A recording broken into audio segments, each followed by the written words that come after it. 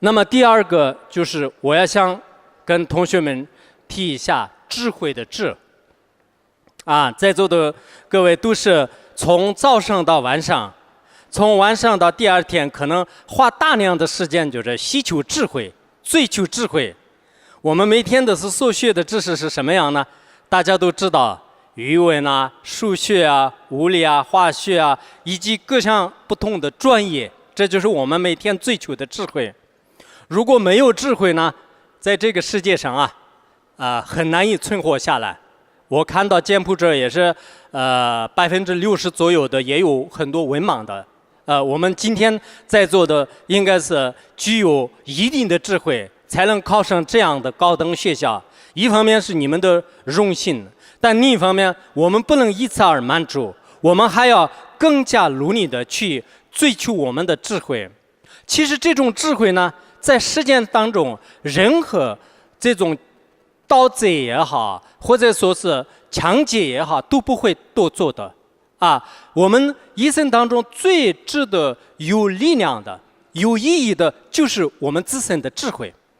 在座的应该清楚，犹太族犹太人呢，本来是第2次世界大战的时候，希特勒等很多人屠杀了，就是他们的大量的民族，很想灭绝。但是后来不但不能灭绝，在世界的任何角落当中，他们是很坚强的，他们很有智慧。他们为什么很有智慧呢？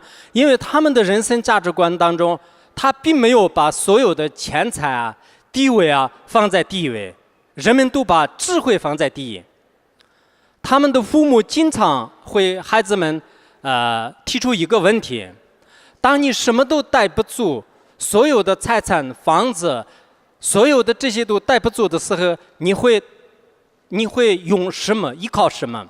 孩子们回答说：我那个时候能不能，我会找金刚钻石，或者说其他的金钱带走。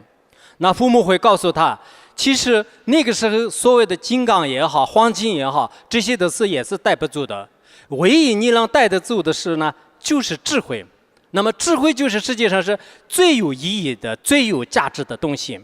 那这样之后呢，所有的孩子们从小都是有个很好的习惯，就要会好好的学习。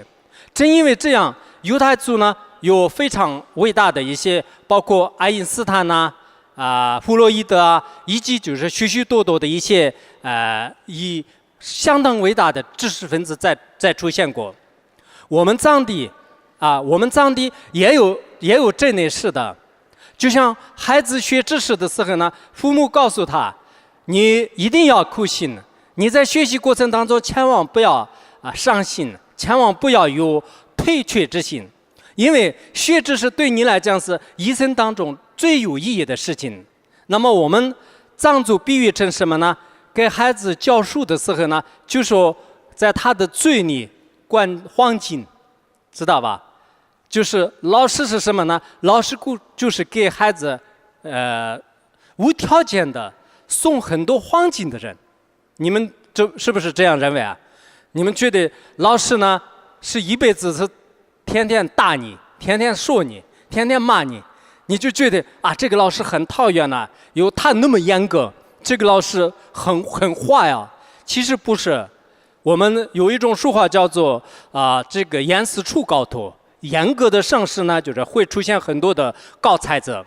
如果老师他自己很放松，他随便讲一个故事没有很重视学生的话呢，学生玩得很开心，你可能每一堂课都是就是很喜欢。我以前读书的时候也很喜欢，有些特别严格的老师我很讨厌他们。当我今天回顾自己人生的时候呢，不是这样，原来这些非常放松的老师呢害了学生。有些老师他表面上看得很凶的、很厉害的，甚至用棍棒来打人。那实际上呢，他对你真正是在你的永远的人生当中呢，就会给了许许多多的非常珍贵的东西。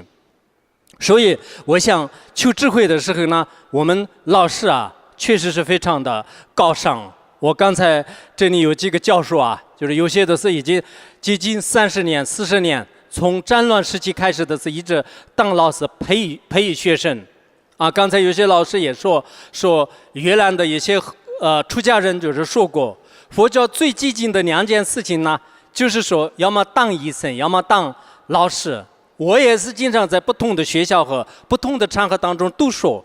我为什么这么说呢？我以前看过释迦牟尼佛的传记，释迦牟尼佛的传记里面就是说，佛陀在因地的时候，他很想寻找一个有意义的在家人，但结果呢，就是说只有当老师和医生呢，如果心态很好的话，那么就是佛教是最属意的，最有利的。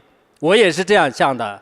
那么我们在座的人，可能有些学生以后会当老师，有些学生当医生，有些学生当其他的事情。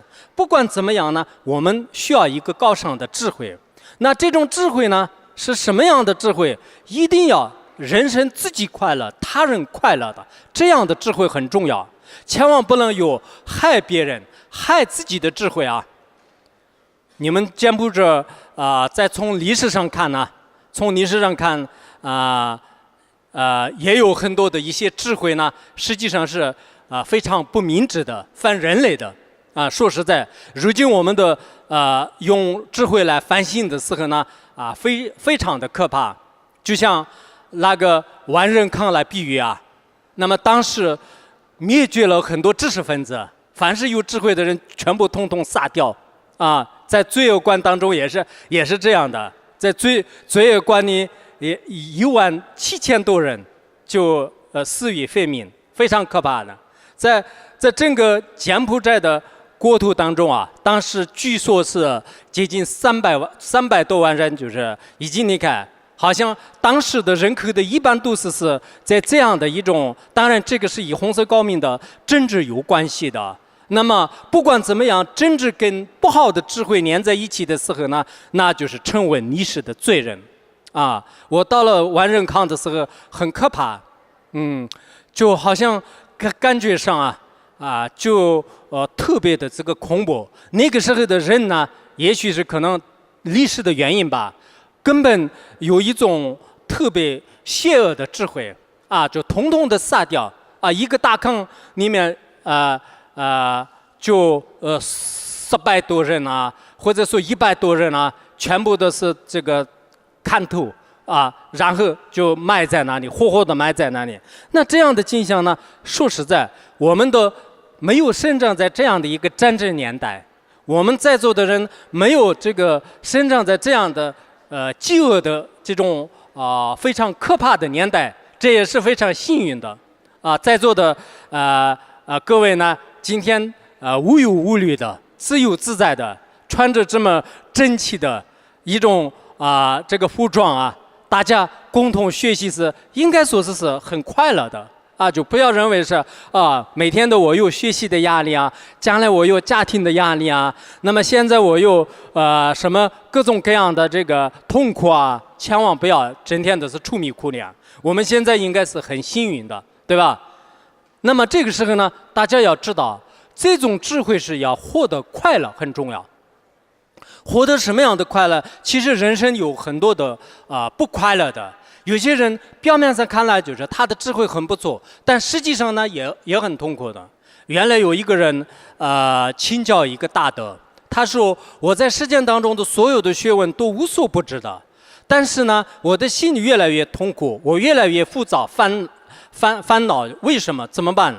然后这位高僧呢给他说过，说是你获得的知识而并不是智慧。如果你所谓的学到的知识的话呢，你在运用的过程当中，就是你有经常的不平衡、不快乐的事。如果你懂得的是真正的智慧，那智慧呢，等你得到之后，一切事情都是豁然开朗，不会有很大的痛苦。所以我希望我们在座的人呢，应该要有智慧，光有一个学问还是不行的，一定要智慧。那这种智慧呢，一定是内在的智慧不是外向上装的知识分子我戴个什么波斯帽或者说是我外面的形象上，现在很多人是外在的形象的包装很好，内在什么都没有。就这样的这种空虚的假装的形象呢，我觉得不是很重要的。很重要的是什么呢？我们在座的人内心当中一定要有一种德行和智慧。你有了德行的话呢，外在的一些小的现象呢，不会让你烦恼。啊，我们很多人心胸特别的狭隘，斤斤计较，一点小小的事情也是痛苦半天，烦恼、伤心、忧虑。为什么呢？就是你没有智慧。其实你有智慧的话呢，那么就是不管是在任何场合当中，在任何环境当中，你会活得很快乐的，很开心的。那么你无论是学任何的专业呢，你用你的一切的时间和精力来去专注，最后获得的结果呢，也是非常满意的。所以我要希望呢在座的各位，你要求智慧的时候呢，不要光有一个学问就可以，你一定要有一个非常正确的、清净的智慧。